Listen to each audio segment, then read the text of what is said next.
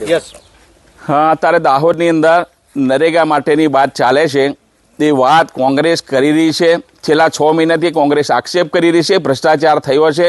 અમારા બારિયા તાલુકા અને ધાનપુર તાલુકામાં 35 એજન્સીઓ જેવી એજન્સીઓએ કામ, જે મટીરિયલ સપ્લાય કરવાનું કામ છે. મારા દીકરાઓ પણ 2018થી કામ કરે છે. એ મટીરિયલ સપ્લાયનું કામ કરે છે. બીજું અહીંયા કોઈ કામ કરતા નથી. અને ઓપન માર્કેટમાં પણ અમે એ માલ વેચી શકીએ છીએ. એ અમે વેપારી છીએ, અમે કંઈ લેબર નથી. અને અમને લેબર કામ કરવા માટે કોઈ અમારી એજન્સીને કોઈ ઓર્ડર પણ આપવામાં આવેલો નથી. અને એના માટે આ એફઆઈઆર થયેલી છે. એના માટે વહીવટી તંત્રની તપાસ કરી રહી છે.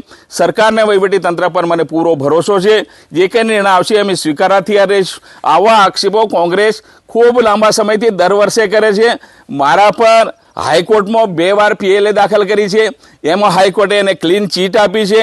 હું 25 વર્ષથી રાજકારણમાં છું, ક્યારે મારા પર કોઈ આક્ષેપ થયો નથી. 3 વર્ષની અંદર રાજ્યની અંદર પંચાયત મંત્રી તરીકે કામ કરી રહ્યું છે. 1 રૂપિયાનો પણ ભ્રષ્ટાચાર નથી. મારી તમામ યોજના ઓનલાઈન, બદલી બઢતી પણ ઓનલાઈન કરીને હું આજે રાજ્ય સરકારનો વિશ્વાસનાથી કામ કરી રહ્યો છે. મારી સરકાર પણ કામ કરે છે, મારી પાર્ટી પણ કામ કરે છે. અને દાહોદ પણ વિકાસની દિશાની અંદર આગામી દિવસોમાં આગળ વધશે. કોંગ્રેસ પાયા વિહોણીની આ વિરોધ કરવા માટેનો એની પાસે કોઈ સાધન નથી. એના માટે આ આક્ષેપો કોંગ્રેસ કરી રહી છે.